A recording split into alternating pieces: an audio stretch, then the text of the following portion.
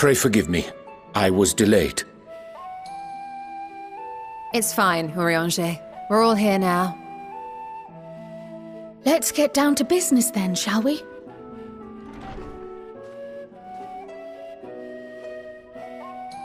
Come what may, we must prevent the Telophoroid's plans from coming to fruition.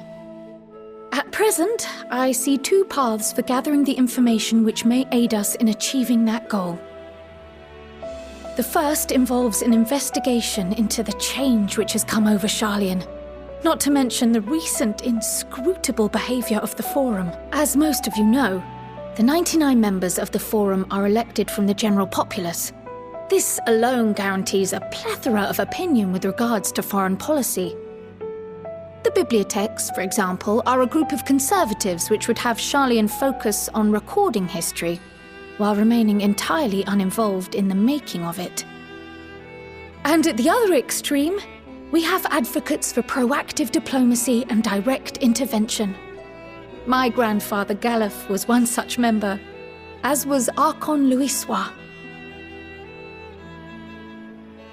Yet despite our diverse factions and philosophies, the recent vote to deny Eorzea's request for assistance was unanimous. Even more concerning was the fact that many cited other, more pressing duties as justification for their recalcitrance. Fortuno's refusal in Gridania had those same undertones. 'Twas as if, having stared unblinking into the face of impending doom, he had simply turned away to pursue something more important. But what could that possibly be? A mystery indeed, and one which I ask for your help to solve. As for our second potential path, it concerns a request made directly to the students of Baldessian. Our organization was founded primarily to study strange and unexplained phenomena the world over. Mysterious relics and ruins, arcane disturbances, and so forth. Compared to our more isolationist Sharlayan colleagues, we have strong connections overseas, namely with scholars and academics who share our passion for the unknown. The request in question comes from one such acquaintance, Nidana, an alchemist residing in distant Thavnair. Her missive describes the sudden appearance of a tower, and the subsequent summoning of what I can only assume is a lunar primal.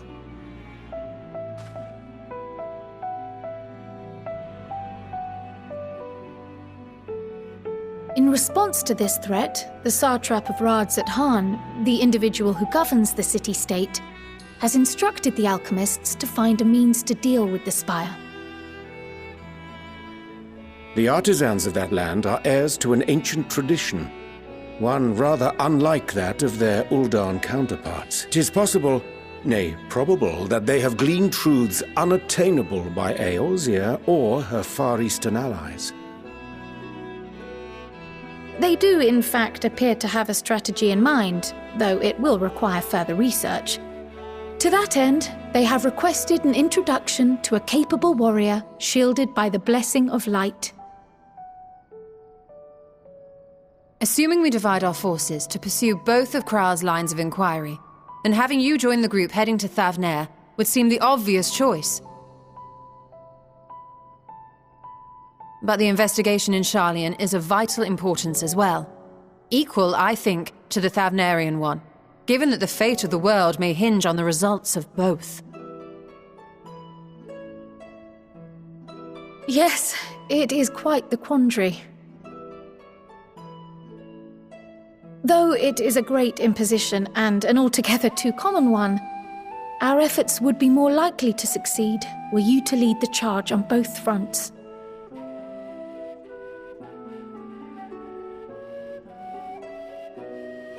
You are indeed our champion. As to which task to tackle first, we will defer to your decision. Let us next decide how everyone else might best be assigned. As for myself, I shall continue what I've begun in Sharlayan. I should also like to steal the services of an Archon or two. And thereby gain access to a greater range of reading material. I will help with that. Allow me to offer my assistance. I have some small amount of experience in the field of research.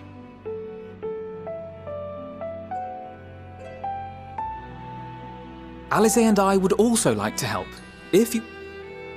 Anything to understand even a fraction of what our father and the Forum might be thinking. Of course! The more the merrier. Right. The rest of us will make the journey to Thavner. Thoughts? Objections? I passed through Thavner on my way to infiltrate the Empire, and though I'm not qualified to give a guided tour, I did gain a sense of where things lie. I'll be happy to have you along then. So for this group, it will be you, me, and Urianger. Give me a moment afterwards, and I'll supply you with all the details of Nadana's request. Consider this hall our rendezvous point once our respective tasks are complete. May our investigations prove fruitful.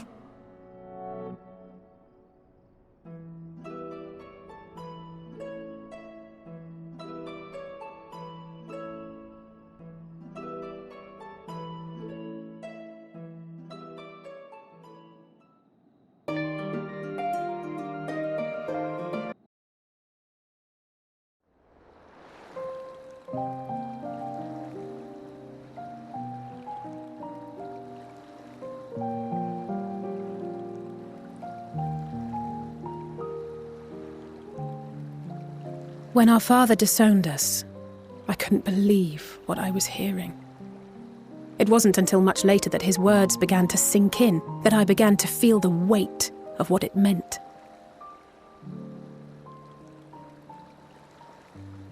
Do you remember when the decision was made to come to Sharlayan? Grahas said that the Forum was determined to keep us in the dark, and that Father's venomous performance was part of that strategy, to keep us at arm's length. Perhaps it was. Father argued with Grandfather on many occasions, but never with such dismissive contempt. And when he demanded what justifies the sacrifices we make in war, I honestly didn't know what to say. Neither did Alpha know, I know, but never for one moment did I believe we had made the wrong choice. So all I could do was fume silently. It was only afterwards that I realized how childish I had been, how being stubborn and self-righteous must run in the family. If I could have just mustered a civil response, then things might have turned out differently.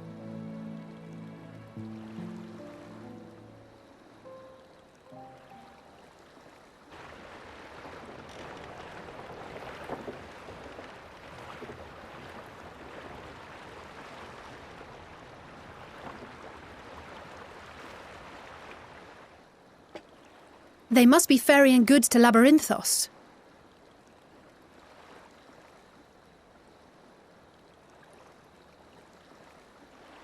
A vast complex beneath the island. Sharlayan is famous for archiving knowledge from around the world. Well, that knowledge is not preserved exclusively in dusty tomes and desiccated samples. Our living library, comprised of all manner of flora and fauna, is housed and studied within that underground facility. Still, that did seem to be an unusually large shipment. When I lived here, it was rare to even see such cargo transported by boat.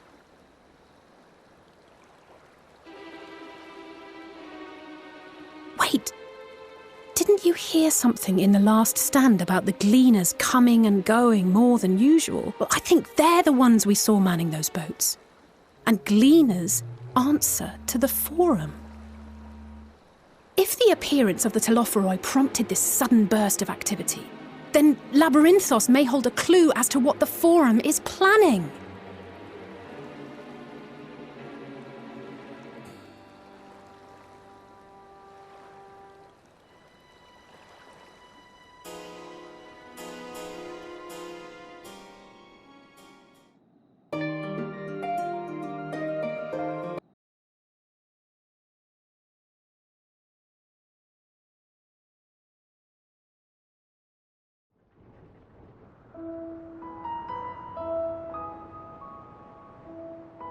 Deep beneath the scholar's city shines a false sun within a fabricated sky. In any age exist those who consider the floor an extension of their bookshelves, and this vault's architects surely belonged to that special breed. If the stack grows too high, start a new one. If no room remains, then make more rooms. A simple solution at first, and then bit by bit, a profound transformation. Knowledge, buried beneath knowledge, a growing, creeping labyrinth from which there is no escape.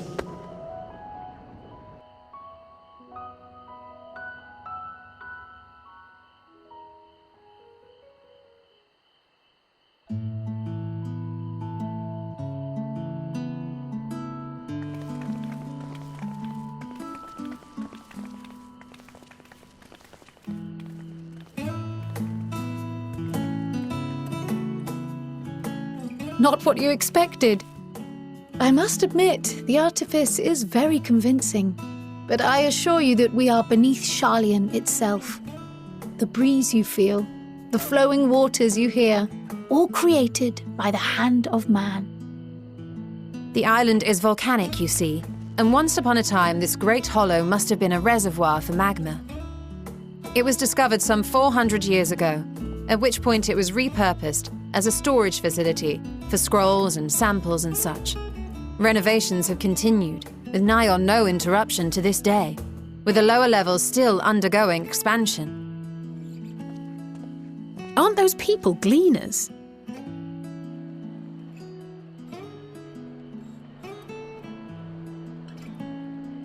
Aye, judging by their dress. They are said to work alone as a rule, but 'twould seem that rule is being enthusiastically broken today. It may be as you suspected, that they are engaged in a task apart from the norm.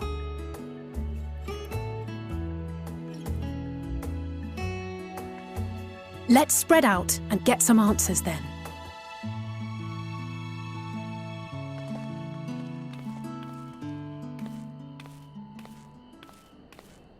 Ugh.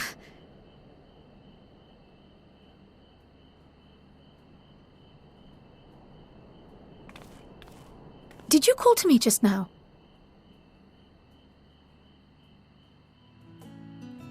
No. How odd. I must be a bit dizzy from the descent. I'll be fine, I'm sure. Let's get to work, shall we?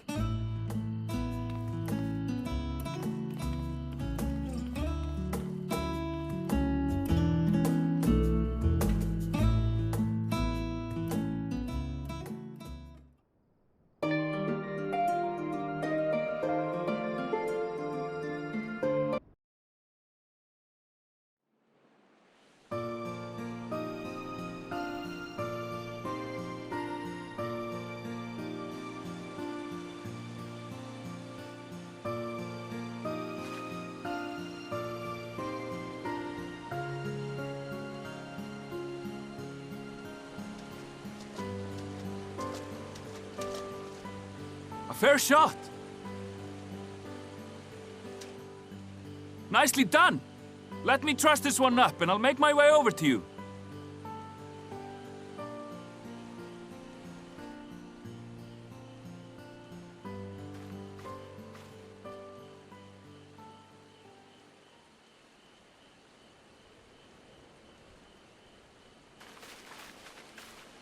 There you are. Any new revelations?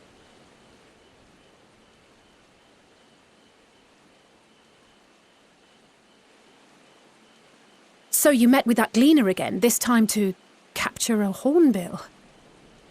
I understand catching and bringing in creatures from the outside, but what's the point of chasing after ones already here?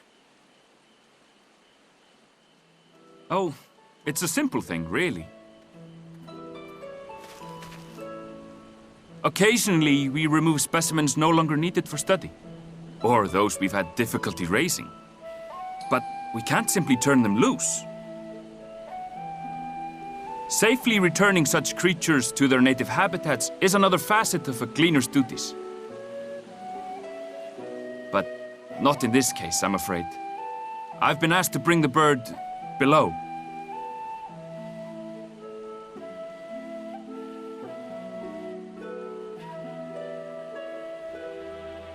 The restricted section in the lower levels of Labyrinthos. Open only to a select few researchers hand-picked by the Forum. The projects down there are the subject of rumor and hearsay. Forbidden magics. Advanced technologies that can never be allowed to fall into outside hands. Even Archons are not privy to the truth. Those who are, the researchers involved in this secretive work, are not permitted to walk freely in the city, and are instead required to live in isolated quarters. What could a facility subject to such strict security protocols possibly need with a hornbill? An experiment? Possibly. I wasn't afforded an explanation. But judging by the requisition list given to me and my colleagues, I doubt it's for any kind of advanced research. I'd be more inclined to believe we were making preparations to migrate to the south. Mericidia or thereabouts. What? Why would you say that?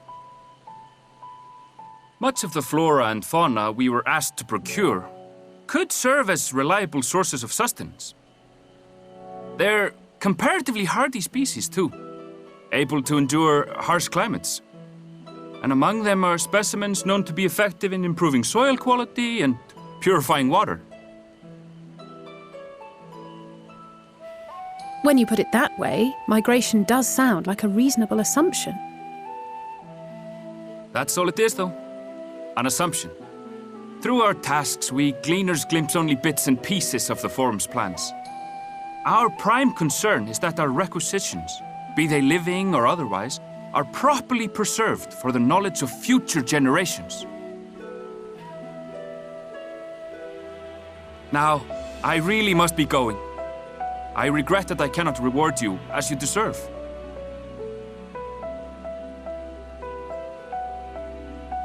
Perhaps you might reward us after a fashion then. It is imperative that we reach the lower levels. And seeing as you are already set to descend with your assigned cargo, mayhap we could accompany you as your assistants. I'm afraid that won't be possible. Once the animals have been prepared for transport, we send them down separately via the lift. I will of course follow after to make my report, but I can hardly pass you off as porters when there's nothing left to carry.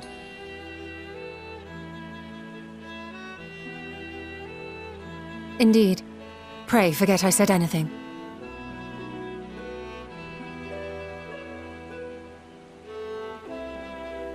How do you feel about climbing? If you've strength and the courage to brave it, then there is another way down.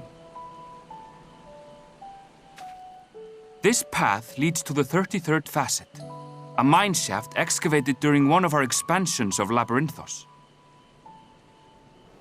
While I cannot guarantee that the passage is safe to traverse, it should provide access to the medial circuit below.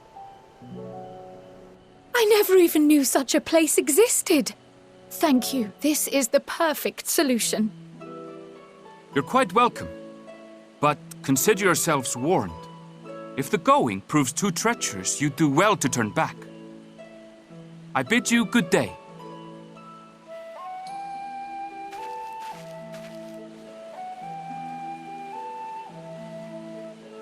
Well, turning back is hardly an option, not when we've come this far. Let's go and take a look at this mine shaft.